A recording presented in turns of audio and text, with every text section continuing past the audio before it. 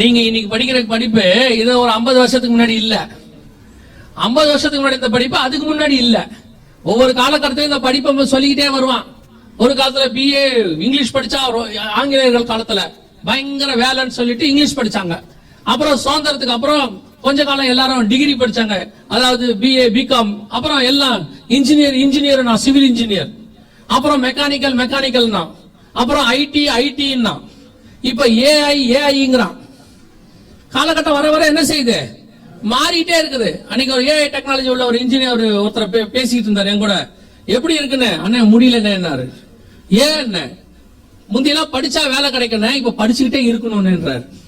ஏன்னா இன்னைக்குள்ள டெக்னாலஜி நாளைக்கு என்ன ஆயிடுது, அப்டேட்டட் ஆயிடுது, படிச்சுக்கிட்டே இருக்கணும்னு அப்படிங்கிறாரு. படிப்பு நான் குறையா சொல்லல, ஆனால் அது உங்களை பரலோகத்துக்கு கொண்டு போகிறதான டூல் கிடையாது. அது இங்க சர்வைவல் பண்றதுக்கான நாம வச்சிருக்கிற ஒரு டூல். மேபி படிப்பு வரலனாலும் கவலைப்படாதீங்க, எப்படி காப்பாத்தி விட்டுருவாரு. அழைத்தவர் உங்களுடைய டிகிரியை நம்பி உங்களை அழைக்கல, அவரை நம்பித்தான் நம்மளை அனுப்பிச்சு வச்சிருக்கிறார். நம்ம தான் டிகிரியை நம்பி வாழ்க்கையை மாத்திட்டோம். நம்முடைய காலங்கள் டிகிரியிலே வரையப்பட்டிருக்கிறது.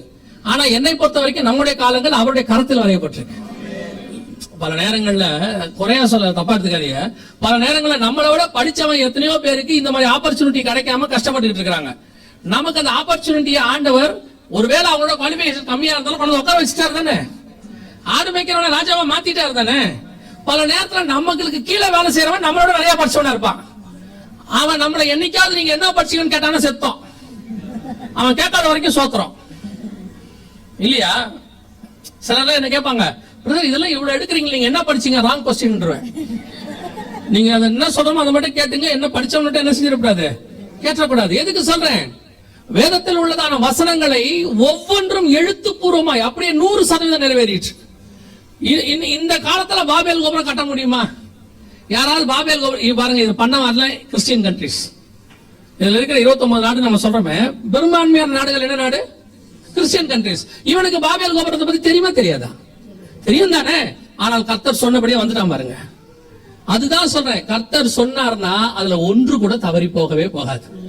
ஒரே ஒரு காரியத்தை நான் சொல்லிட்டு முடிக்கிறேன். எவ்வளவு நம்முடைய வேதம் எவ்வளவு பெர்ஃபெக்ட்ங்கிறதுக்கான ஒரு காரியத்தை நான் சொல்லிட்டு முடிக்கிறேன்.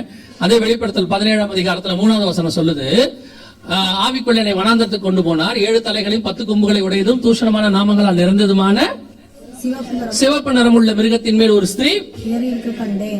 அந்த ஸ்திரீயை பார்த்து 5வது வசனம் சொல்லுது. 4-5 வசனத்துல யோவான் சொல்றாரு, அந்த ஸ்திரீயை குறித்து நான் ஆச்சரியப்பட்டேன் அப்படிங்கிறார். 4வது வசனம் நினைக்கிறேன். அதுல அவர் சொல்றாரு, அந்த ஸ்திரீயை பார்த்து அவர் என்ன செய்யறாரு, அவர் ஆட்டுக்குட்டியின் ரத்தத்தினாலும் 6 வாசிங்க. அந்த ஸ்திரீ பரிசுத்தவான்களின் இரத்தத்தினாலும் இயேசுவினுடைய சாட்சிகளின் இரத்தத்தினாலும் வெறி கொண்டிருக்கிறதை கண்டேன். அவளை கண்டு நான் மிகவும் ஆச்சரியப்பட்டேன். அதான் அவர் பாக்குறாரு. அதுக்கு பின்னாடி அந்த ஆச்சரியம்ன்றதுக்கு பின்னாடி நிறைய இருக்குது. இப்ப நம்ம அதுக்குள்ள போக முடியாது. ஆனா ஒண்ணு, அவர் பார்த்த தரிசனம் ஒரு ஸ்திரீ மிருகத்தின் மேல் ஏறி இருக்க கண்டேன். எங்க பாக்குறாரு, மகா பாபிலோனுக்கு முன்னாடி பாக்குறாரு. இப்ப யூரோப்பியன் யூனியனுக்கான தன்னுடைய சிம்பலாக என்ன வச்சிருக்கான் பாருங்க, இதுதான் அவனுடைய சிம்பல். எல்லாத்துக்கும் இதான் சிம்பல். அவனுடைய மேகசினா இருக்கட்டும், ஸ்டாம்பிங்கா இருக்கட்டும், காயின்ஸா இருக்கட்டும், நோட்டா இருக்கட்டும், பார்லிமெண்ட் வாசல்ல இருக்கக்கூடிய சிலையாக இருக்கட்டும், எந்த பார்லிமெண்ட்டுக்கு போனீங்கன்னாலும் அந்த வாசல்ல இருக்கிற சிலையில ஒரு ஸ்திரீ மிருகத்தின் மேல் ஏறி இருக்க கண்டேன். அப்படியே இருக்கும். ஆண்டவர் சொன்னபடியே எந்த பார்லிமெண்ட்டுக்கு போனாலும் 29 நாட்டுக்குள்ள நீங்க எங்க போனாலும் அந்த பார்லிமெண்ட் வாசல்ல இப்படி ஒரு சிலை வச்சிருப்பான். இது எங்க இருக்குது, வெளிப்படுத்தல்ல இருக்கு. ஒரு ஸ்திரீ ஏறி இருக்க கண்டேன். ஏன் இந்த சிலை வச்சிருக்கான், அங்க இருக்கிறவனுக்கே தெரியாது. 99% அங்க இருக்கிறவனுக்கே தெரியாது. கேட்டா சொல்லுவான் அது ஐரோப்பா, அவ்வளவுதான். யூரோப்பா என்றாலே ஒரு ஸ்திரீ மிருகத்தின் மேல் ஏறி உட்கார்ந்து இருக்கிறதா அடையாளமா வரும். கூகுள்ல போய் நீங்க பண்ணி பாருங்க. நீங்க தான் எதுக்கத்தாலும் கூகுள்ம்பீங்களே. பைபிளையே கூகுள்ல சொன்னதான் நம்புவீங்க நீங்க, இல்லைன்னா நம்ப மாட்டீங்க தானே. பைபிள்ல உள்ள 4 வசனத்தை கூகுள்ல எடுத்துட்டான். ஒரு ஒரு ஒரு என்ன சொல்றது, ஒரு டிரான்ஸ்லேஷன்ல எடுத்துட்டாங்க, ஒரு எடிஷன்ல. இப்ப இவன் கூகுள்ல நம்புறான், பைபிள நம்ப மாட்டேங்கிறான். ஏதோ ஒரு காரணம் இருக்கும், இல்லாம எடுத்துருக்க மாட்டாங்கிறான். அவன் ISVலயோ ESVலயோ என்ன பண்ணிட்டாங்கன்னா சில வருஷம் எடுத்துட்டாங்க. ஓல்டு வெர்ஷன்ல இருக்கு. கேட்டா சொல்றான் அதுக்கு ஒரு ரீசன் இருக்கும், அதனாலதான் எடுத்திருப்பாங்கன்றான். அப்ப அவன் கூகுள வச்சுதான் எதை பண்றான், பைபிளையே அவன் நம்புறான். அதான் இப்ப நடந்துட்டு இருக்குது. அதனால போய் நீங்க கூகுள் பண்ணி பாருங்க. யூரோப்பான்னு போட்டீங்கனாலே ஒரு ஸ்திரீ மிருகத்தின் மேல் ஏறி உட்கார்ந்து இருக்கிறது தான் வருது. 2000 வருஷத்துக்கு முன்னாடி கர்த்தர் சொன்ன தீர்க்க தரிசனங்கள் அத்தனையும் துல்லியமாய் நம் கண்களுக்கு முன்பாக நிறைவேறி விட்டது. லாஸ்ட் கவர்மெண்ட் புறப்பட்டுச்சு. திருப்பியும் சொல்றேன், நேபுகாத்நேச்சார் வருவான் என்று எரேமியா சொன்னது போல உங்களுக்கு சொல்லுகிறோம். கவர்மெண்ட் வருது. இந்த வார் ஸ்டார்ட் ஆயிடுச்சு. இஸ்ரேல் வார் நேத்து நம்ம பார்த்தோம். இந்த வாருடைய முடிவில் அடுத்த வல்லரசாக யூரோப்பியன் யூனியன் வந்து உட்காரும். ஒவ்வொன்னையும் கதை கேட்கிற மாதிரி கேட்காதீங்க. 20 வருஷமா சில விஷயங்கள்லாம் சொல்றோம். வரும்போது கூட வினோபத்தை தான் சொல்லிட்டே வந்தேன். சில விஷயங்கள்லாம் சொல்றது அப்படியே துல்லியமா என்ன செய்யுது, நம்ம ப்ராபர்ட்டி சொல்ல திருப்பி சொல்றேன், நாங்க இல்ல பைபிள்ல உள்ளதை சொல்றேன். பைபிள்ல உள்ள வசனங்கள் அப்படியே என்ன செய்யுது, நடக்குது. ஜனங்களுக்கு அந்த பைபிள்ல உள்ள வசனம் நடக்கும் போது ஐயோ நடக்குதுங்கிற உணர்வு வரவே மாட்டேங்குது. வெறும் இன்ஃபர்மேஷனா ஒரு நியூஸா கடந்து போய் விடுகிறீர்கள். பிப்ளிக்கல் ப்ராபசியா கண்ணுக்கு முன்னாடி நடக்குது அப்படின்னு நம்ம தோண மாதிரி யோசிச்சு பாருங்க. ஒரு 1900 வருஷம் இந்த பூமியில இல்லாத ஒரு இஸ்ரேல் ஒரு நாடு வந்துருச்சா? அதுவே எவ்வளவு பெரிய ப்ராபசி. 1900 வருஷம் இல்ல, வந்துட்டான். வந்த 70 வருஷத்துக்குள்ள எத்தனை பர்சன்ட் தீர்க்கதரிசனம் நிறைவேறிடுச்சு பாருங்க. எருசலேம் வந்துருச்சு, தேவாலயம் கட்ட போறாங்க. நீங்க யோசிச்சு பாருங்க, எத்தனையோ மதங்கள் பலி கொடுக்கறாங்க. எவ்வளவோ மதங்கள் பலி கொடுக்குது. எல்லா மதங்களும் இத்தனை வருஷமா பலி கொடுக்குது, 1000 வருஷமா. ஆனா அவன் ஒரு சிவப்பு கிடாரிய பலி கொடுக்கறாங்கிறது எவ்வளவு பெருசாச்சு? மத்த எந்த மதக்காரங்க பலி கொடுக்கறது பெருசாச்சா? ஏன் ஆகுது? இத்தனைக்கு ஒரு 3% மக்கள் தான் அவங்க உலகத்துல. ஏன் அவன் சிவப்பு கிடாரிக்கு மட்டும் இவ்வளவு இம்பார்ட்டன்ஸ்? எத்தனை மதங்கள் எத்தனை பலி கொடுக்கறாங்க, எத்தனை மிருகங்கள் கொடுக்கறாங்க. அவங்க வசதிக்கு ஏத்த மாதிரி கோழியில ஆரம்பிச்சு எல்லாம் கொடுக்கறாங்க. ஆனா எதுவுமே இந்த அளவுக்கு ஏன் ஆகல? புரோபகண்டாவே ஆகல பாருங்க. காரணம் என்ன? கர்த்தர் சொன்ன தீர்க்க தரிசன வசனம் அதுக்கு பின்னாடி இருக்கிறதுனாலதான் கர்த்தர் அதை உலகம் முழுவதும் தெரியப்படுத்துகிறார். இதை நாம புரிஞ்சுக்க வேண்டாமா? கடைசி காலத்தில் ஜனங்களுக்கு இருக்கக்கூடிய மிக முக்கியமான விஷயத்துல ஒண்ணு என்ன தெரியுமா? நிர்விசானம், உணர்வில்லாத இருதயம்னு பைபிள் சொல்லுது. மத்திய 24, 37, 38 ஆண்டவர் சொல்லும் போது உணர்வில்லாத இருதயம் இருக்குமா? இப்ப சபைக்கு அதான் நிலைமை. ஒவ்வொரு ப்ராபசியா நடக்குது கண்ணுக்கு முன்னாடி. இஸ்ரவேல் வந்துச்சு. நீங்க 1948ல இருந்து எடுத்துக்கோங்க. இந்த 2024 இந்த 76 வருஷத்துல எவ்வளவு ப்ராபசி. அதுக்கு முன்னாடி எல்லாம் விட்டுருங்க. இஸ்ரேல் வந்துச்சு, எருசலேம் வந்துச்சு, தேவாலயம் ரெடி ஆயிருச்சு, பலி பொருள் ரெடி ஆயிருச்சு. நமக்கு முன்னாடி இருக்கிற வல்லரசு கீழே விழுது, அடுத்த வல்லரசு எழும்புது, அடுத்த கரன்சி வருது. நம்ம கண்ணுக்கு முன்னாடி இவ்வளவு ப்ராபசி. நான் வந்து இப்ப நம்ம 2 நாள் எடுத்ததை மட்டும் சொல்றேன். இவ்வளவு நடக்குது. ஏதாவது உணர்வு இருக்குதா உங்களுக்கு? இப்போ நமக்கு என்ன தோணுது? கேட்டு முடிச்சுட்டு போகும்போது என்ன தோணுவீங்க? அடுத்து எங்க போலாம்? கிரில்லா, பார்பிக்யூவா, இல்ல வெஜிடேரியன் போயிடுவோமா? செருப்பு போடுற இடத்துலயே பிசாசு தட்டி தூக்கிட்டான் எல்லாத்தையும். இவ்வளவு 1.5 மணி நேரம் பேசுறத 3 நிமிஷத்துல தூக்கிடுவான். ஆனால் வேதம் சொல்லுது, ஒரு தேவ தூதன் வந்து சொல்லிட்டு போனானா மரியாள் அதை தன் மனதிலே வைத்துக் கொண்டாள். தானியேல் இடத்துல ஒரு தேவதூதன் வந்து சொல்லிட்டு போனா, நான் பல நாட்கள் அந்த செய்தியினாலே நோய்வாய்ப்பட்டவனை போல இருந்தேன். அவன் சொல்றான், அந்த பொருளை அறிய நான் ஆவலாய் இருந்தேன். யோசித்து பாருங்க. அதனாலதான் அவன்லாம் பரிசுத்தவனாகி பரதேசுக்குள்ள போயிட்டான். இப்ப நமக்கு இன்னும் கன்ஃபர்மேஷனே இல்ல, இன்னும் கன்ஃபர்மேஷனே இல்ல. கவனிச்சு கொள்ளுங்க, காலம் மிக சமீபம். கர்த்தருக்கு சித்தமானால் நீங்களும் நானும் கடைசி ஜெனரேஷன். சபை காலத்துல சொல்றேன், உலகத்துல இல்ல, சபை காலத்தில். நம்முடைய காலத்தில் சபை எடுத்துக்கொள்ளப்படுமானால் நாம் தான் கடைசி தலைமுறையாக இருப்போம். அப்ப இந்த கிறிஸ்துவை சந்திக்கிற தலைமுறை நாம் இருப்போமா? யோசிச்சு பாருங்க. மோசே கிட்ட பிரமாணத்தை கொடுத்தாரு. கிட்டத்தட்ட 2000 வருஷம் அந்த பிரமாணம் வந்துகிட்டே இருக்கு. ஜனங்க கொஞ்சம் கொஞ்சமா பிரமாணத்துக்கு பழகி, அப்புறம் பிரமாணத்தை விட்டு விலகி, அப்புறம் பிரமாணத்தை அவன் வந்து ஒரு சடங்காச்சாரமா மாத்திட்டான். இயேசு வரும்போது அந்த பிரமாணத்தினுடைய மொத்த உருவமா நிக்கிறாரு. அவனால அவரை என்ன பண்ண முடியல, ஐடென்டிஃபை பண்ண முடியல. உணர்வு இல்ல பாருங்க. இப்ப அடுத்த 2000 வருஷம் சபை ஸ்தாபிக்கப்பட்டு ஸ்ட்ராங்கா இருந்து கொஞ்சம் கொஞ்சமா வழி விலகி விலகி விலகி இன்னைக்கு ஒரு வழி விலகின சபை தான் நல்ல சபைங்கிற இடத்துல நம்ம இருக்கிறோம். இப்ப இயேசு வரும்போது நமக்கு அந்த உணர்வு இல்ல பாருங்க. எல்லா ப்ராபசியும் நிறைவேறி நிக்குது, நமக்கு அந்த உணர்வு வருதா? இல்ல. நம்மளை பொறுத்த வரைக்கும் இப்போ எப்படி ஆயிட்டோம்? அவன் எப்படி சடங்காச்சாரமா பண்டிகை கொண்டாடி இருந்தானோ அதே மாதிரி, அவன் எப்படி சடங்காச்சாரமா காணிக்கை செலுத்தி இருந்தானோ அதே மாதிரி, அவன் எப்படி சனிக்கிழமை ஓய்வு நாள் அவனுக்கு, நமக்கு வெள்ளிக்கிழமை ஓய்வு நாள், வேலை முடிஞ்சு. இதுல நமக்கு என்ன ஒரு பெரிய பெருமை என்ன தெரியுமா? நான் தவறாம சர்ச்சுக்கு போயிருவேன், அப்புறம் பையன் கூட தான் தவறாம ஸ்கூலுக்கு போயிடுறான், ஃபெயில் ஆகல இல்லையா?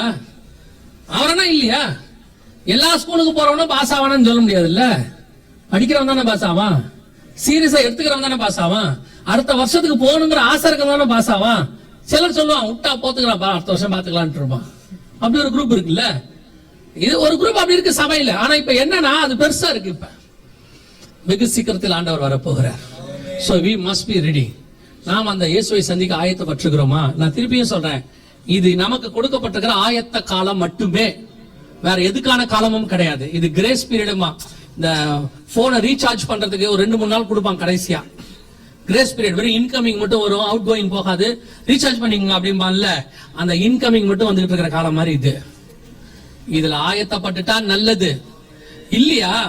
நான் எப்போ சொல்றதுதான், உங்கள் ரத்த பழிக்கு நான் நீங்களா இருக்கிறேன். சொல்ல வேண்டியத நான் என்ன குறிச்சோ, என் ஊழியத்தை பத்தியோ, என் தேவையை குறிச்சோ, என் குடும்பத்தை பத்தியோ இத்தனை வாட்டி வந்திருக்கிற ஒரு நாள் உங்கள் மத்தியில பேசினதில்லை. பெருமைக்காக சொல்லல. அந்த சபை பரலோகத்தில் போக வேண்டும் என்பது மட்டும்தான் தேவ திட்டம். என்னை பத்தி நீங்க தெரிஞ்சுக்க வேண்டிய அவசியம் உங்களுக்கு இல்லவே இல்லை. ஆனால் சொல்லப்பட்ட வார்த்தைகளுக்கு செவி கொடுங்கள். காலம் செல்லாது, இயேசு வரப்போகிறார். இந்த வருகிற நான் போகணும் அப்படின்னு நீங்க தீர்மானிச்சீங்கன்னா, முதலாவதாக இயேசு கிறிஸ்துவின் ரத்தத்தினால பாவ மன்னிப்பின் நிச்சயத்தை நீங்கள் பெற்றிருக்க வேண்டும். இயேசு என் பாவத்தை மன்னிச்சாருங்கிற நிச்சயம் இருக்கணும். சிலர் சொல்லுவாங்க, நாங்கெல்லாம் எத்தனை தலைமுறை கிறிஸ்டின் தெரியுமா? சிலருக்கு இன்னும் கொஞ்சம் இருக்கு. தப்பா எடுத்துக்காதீங்க, எடுத்துக்கிட்டாலும் ஒன்றும் பிரச்சனை இல்லை. இப்ப என்ன பண்ண போறீங்க? என்ன மிஞ்சி போனா என்ன பண்ணுவீங்க? அடுத்த வாட்டி கூப்பிடாதீங்கன்னு சொல்ல போறீங்க, அதானே? அதுக்குள்ள வருக வந்துடாதீங்க. சிலருக்கு என்ன இருக்கு தெரியுமா? இந்த சபை பெருமைன்னு ஒண்ணு இருக்கு. என்ன பெருமை? சபை, அந்த சபையில இருந்தா பரலோகத்துக்கு போயிடலான்னு அவன் நினைச்சிட்டு இருக்கான். பொதுவா அந்த பாரம்பரிய சபையா இருக்காங்கல்ல, அவங்க சந்தா கட்டி சபையில இருந்தோம்னா கல்லறையில இடம் கிடைச்சிடும். அவங்க அந்த பரலோகத்துல இடம் கிடைச்ச மாதிரி நினைச்சுப்பாங்க. பாத்திருக்கீங்களா? நமக்கு கல்லறையில எல்லாம் இடம் இருக்கு, கொடுத்துருவாங்க. கல்லறையில கொடுத்துருவாங்க, யாரும் இல்லன்னா. பரலோகத்துல கிடைக்குமா? அதே மாதிரி இந்த பெந்தகோஸ்தே சபைக்குள்ள ஒரு பாரம்பரியம் இருக்கு, ஒரு பெருமை இருக்குது. என்ன பெருமை தெரியுமா? நான் யாரு? ஐபிசி. ஐபிசினா பரலோகத்துக்குள்ள ஃபர்ஸ்ட் கைப்பிடிச்சுக்கணும் விட்டுருவாங்களா அவங்கள? வாங்க ரைட்ல வாங்க, பார்க்கிங் உங்களுக்கு அங்க வச்சிருக்கோம். ஐபிசி எல்லாம் ரைட்ல வா, ஐபிஏ லெஃப்ட்ல வா. நீங்க நாங்க கிருபாசனம் பக்கத்துல வந்து உட்காருங்க, சிங்காசனம் பக்கத்துல உட்காரத்துக்கு தான் கிருபாசனம். நீங்க சிபிஎம் தூரமாவே உட்காருங்க, நல்ல கேள்வி கேட்பீங்க. அப்படியா சொல்ல போறாங்க? அதுல சிலருக்கு பெருமை இருக்கு. நான் அந்த சர்ச்சு பேசும்போதே நான் கிருபாசனம் அப்படின்னு ஒருத்தர் அன்னைக்கு நான் கேட்டேன், பேரா அவங்க பேரான்னு கேட்டேன். இல்ல நான் சர்ச்சு. எந்த சர்ச்சும் பரலோகத்துக்கு போகாது. நாம் தான் சபை, நாம தான் பரலோகத்துக்கு போக போறோம். எல்லாருக்கும் சபை தேவை, சபை கூடி வருவதை விட்டு விடாதிருங்கள். ஆனா பெருமை இருக்குல்ல, சில ஆளுக்கு இந்த படிப்பு பெருமை, சில ஆட்களுக்கு வந்து இந்த பண பெருமை, சில ஆட்களுக்கு வந்து இந்த ஜாதி பெருமை மாதிரி, சில ஆட்களுக்கு பெந்தகோஸ்தேக்காரங்களுக்கு சபை பெருமை இருக்குது. நான் யார் தெரியுமா? நாங்கெல்லாம் 3 தலைமுறை 4 தலைமுறை, அந்த 3 தலைமுறை வந்துரும். ஏன்னா ஒழுங்கா இருந்துட்டு போயிட்டாங்க. நீங்க வருவீங்களான்னு மட்டும் பாருங்க. நீங்க வருவீங்களான்னு பாருங்க. உங்க தாத்தா ஊழியக்காரா இருக்காருன்னு உங்களுக்கு என்ன அங்க போய் ரெக்கமெண்டேஷன் கொடுக்க போறாங்களா? அவங்க தாத்தாலாம் ஊழியக்காரங்க அப்படின்னு பார்த்தா, ஆரோனுடைய சந்ததியில வந்தவர் தான் ஏலி. ஏலியோடைய பையங்க தான் இருந்தாங்க. அப்ப அவங்க எல்லாம் என்ன செய்யணும்? போணுமா இல்லையா? அப்ப தாவீதுடைய பையன் தான் அப்சலோம், போணுமா இல்லையா? ஆபிரகாமுடைய பையன் தான் இஸ்மவேல், போணுமா இல்லையா? அப்பா வச்சு போக முடியாதுன்னு பழைய ஏற்பாட்டிலே முன்னிட்டு போச்சு. புதிய ஏற்பாட்டுல சான்ஸே கிடையாது. உங்க அப்பா ஊழியக்காரா இருந்தா அது அவர் போவாரு, நீ என்ன? உங்க அப்பா ஆவிக்குரியவரா இருந்தா அவர் போவாரு, நீங்க என்ன? சிலருக்கு அப்படி ஒரு பெருமை. அவரு நாங்க கர்த்தருக்கு ஸ்தோத்திரம், நமக்கு நல்ல தாய் தகப்பனை கொடுத்தாரு, நாம பரலோகத்துக்கு போய் அந்த பேரை காப்பாத்தணும்னு நினைச்சுக்கோங்க. அவ்வளவுதான். நான் இந்த சர்ச்சில் மெம்பர், அதனால முன்னுரிமை கொடுப்பாங்க. நீங்க இந்த சர்ச்சில் மெம்பரா இருக்கிறதுனால பார்க்கிங் கூட கொடுக்க மாட்டாங்க. அதுவே கிடைக்க மாட்டேங்குது. பரலோகத்துல எங்க இடம் கிடைக்கும் போது? நீங்க ஆயத்தப்பட்டா மட்டும்தான் கிடைக்கணும். 2வது, பிதா குமாரன் பரிசுத்தாவின் நாமத்தினாலே தண்ணீர்ல மூழ்கி ஞானசானம் எடுத்திருக்கணும். ஞானசானம் எடுக்காம பரலோகத்துக்கு போகவே முடியாது. எதுக்கு எடுக்கணும்? அன்னைக்கு ஒருத்தர் கேட்டார், கல்லன் எடுத்தாரா அப்படின்னு கேட்டார். நான் கேட்டேன், பக்கத்துல இருக்கிற இயேசுநாதர் எடுத்தாரா? கல்லனுக்கு பார்த்து இயேசுநாதர் தொங்கினார்ல, அவர் எடுத்தாரு தானே. நீ ஏன் இயேசுநாதரை பார்க்காம திருடனை பாக்குற? நல்லவனா இருந்தா இயேசுநாதரை பாரு, திருடனா இருந்தா திருடனை பாரு. அவ்வளவு பெரிய இயேசுநாதரே ஞானசானம் எடுத்துக்காரு, விட்டுட்டான். கல்ல எடுத்தானா? கல்ல பரதேசிக்கு போனா இயேசு சொல்லலையா? கூட்டிட்டு போற இயேசுக்கு அந்த பவர் உண்டு. அவர் பரலோகத்துக்கு தானே போனாரு, இவன் பரதேசிக்கு தானே போனா.